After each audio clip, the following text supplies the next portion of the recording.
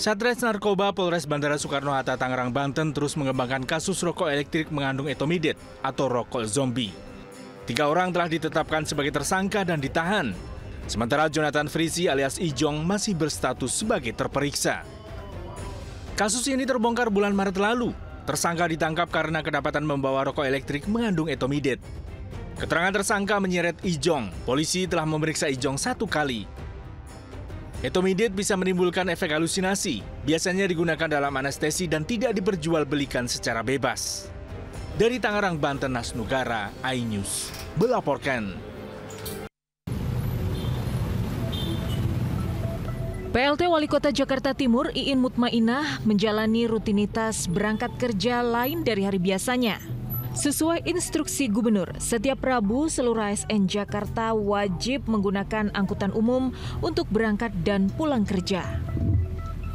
Berangkat lebih pagi dari rumahnya di Pondok Gede, Bekasi, ia harus berganti-ganti moda transportasi untuk sampai di kantornya di Cakung, Jakarta Timur. Mulai dari naik angkot hingga pindah ke bus Transjakarta. Jadi misalnya bisnya itu penuh, jadi nggak bisa masuk juga kan. Jadi ada beberapa hal yang menjadi faktor agar kita juga menambah waktu untuk ke kantornya itu harus ditambahin lagi nih waktunya. Kalau kita biasa mungkin 1 jam udah nyampe dengan kendaraan pribadi misalkan, nanti kalau untuk kendaraan umum kan palingnya 2 jam. Jadi kita harus begitu agar kita tenang juga untuk tidak terlambat. Meski sedikit repot, Iin Mutmainah mengaku menikmati rutinitas Rabu paginya. Dari Jakarta, Rio Manik, iNews melaporkan.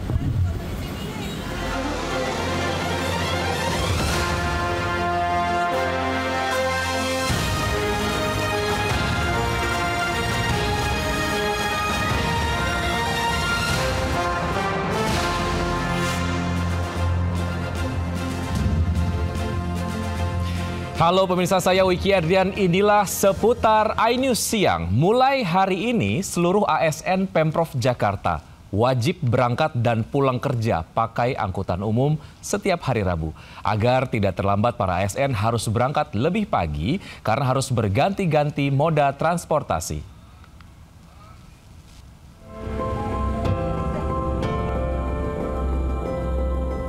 Pemirsa, sesuai dari instruksi Gubernur Jakarta Pramono Anung nomor 6 tahun 2025, di mana setiap hari Rabu ASN atau aparatur sipil negara ini haruslah menggunakan transportasi umum. Banyak sekali moda transportasi umum pemirsa yang dapat digunakan oleh para ASN, mulai dari Transjakarta seperti saat ini, kemudian MRT, LRT, KRL, bus, hingga angkot ya. Dan juga di setiap hari Rabu ini Pemprov DKI Jakarta juga menggratiskan ini untuk para ASN ya jika menggunakan transportasi umum. Meski harus berangkat lebih pagi dari biasanya, aturan wajib pakai angkutan umum setiap hari Rabu bagi ASN Pemprov Jakarta disambut positif. Beberapa ASN yang tinggal berdekatan satu komplek bahkan sengaja berangkat ramai-ramai. Seru sih, jadi ketemu banyak pegawai juga di tengah LRT, terus menjadi berangkat bareng-bareng. Saya naik Transjakarta, saya bersama teman-teman kebetulan tinggalnya berdekatan di Pondok Kelapa, Kaping, DKI. Berlaku per hari Rabu ini, aturan wajib angkutan umum ini berlaku bagi seluruh ASN Pemprov Jakarta, kecuali bagi ibu hamil dan disabilitas. Dan jangan coba-coba mengakali karena setiap ASN harus bersuah foto di dalam angkutan umum dan mengunggah foto ke aplikasi khusus. Untuk mendukung program ini, Pemprov Jakarta menggratiskan angkutan umum bagi ASN yang menggunakan kartu Jakarta. Ini juga tentu sangatlah bermanfaat ya pemirsa, apabila ASN menggunakan transportasi umum tentu akan mengurangi kemacetan yang ada di kota Jakarta. Dari Jakarta, Dilami Aulia, Zulkarnain, iNews melaporkan. Ya, pemirsa, aturan wajib naik angkutan umum setiap hari Rabu juga berlaku bagi gubernur dan wakil gubernur. Reporter Naura Safika mengikuti perjalanan wakil gubernur Jakarta Rano Karno naik angkutan umum dari rumahnya di Lebak Bulus hingga ke Balai Kota. mengikuti arahan dari Pak Gubernur DKI Jakarta yaitu Pramono Anung dan juga dari Wakil Gubernurnya yaitu Bang Dul.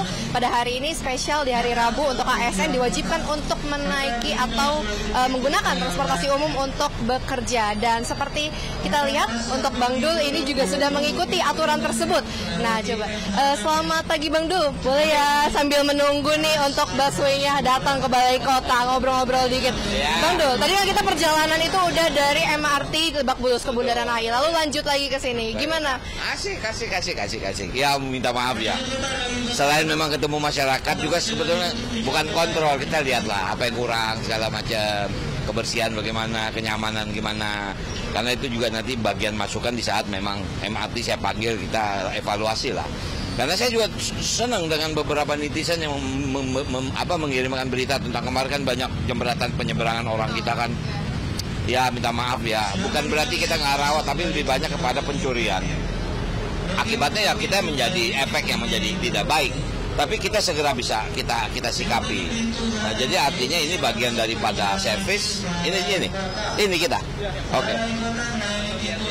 Oke, ini kebetulan memang Transjakartanya sudah sampai dan kita akan siap bersama dengan Bang Dul untuk menuju ke Balai Kota menggunakan Transjakarta karena di hari Rabu ini sekarang untuk seluruh ASN itu diwajibkan untuk menggunakan transportasi umum menuju ke tempat kerjanya. Dan memang sedari tadi kami mengikuti dari MRT Lebak Bulus menuju Bundaran HI.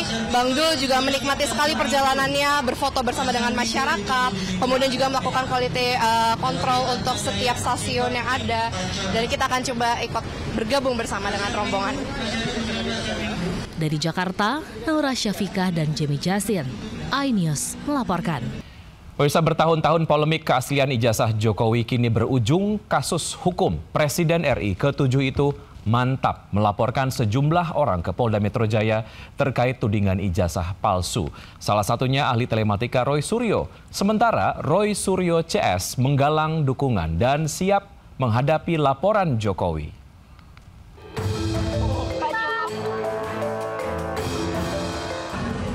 Presiden ke-7 RI Joko Widodo tiba di Polda Metro Jaya sekitar pukul 9.50 pagi tadi. Didampingi kuasa hukum, Jokowi memilih datang langsung ke Polda untuk melaporkan tudingan sejumlah pihak terkait ijazah sarjananya yang disebut palsu. Sebelumnya, tim kuasa hukum Jokowi menyebut ada 4 orang yang akan dilaporkan dan diduga salah satunya adalah ahli telematika Roy Suryo. Sementara itu saat Jokowi datang melapor ke Polda, Roy Suryo dan sejumlah aktivis tiba di Gedung Juang Cikini, Jakarta Pusat. Di Gedung Juang, Roy Suryo CS mendesak dilakukan audit forensik atas keaslian ijazah Jokowi. Apa yang harusnya benar kita katakan benar, kalau memang itu tidak benar dan palsu, kita katakan palsu. Perkembangan menarik seperti tadi yang sudah saya infokan dan disampaikan langsung oleh Pak Ahmad Basudin.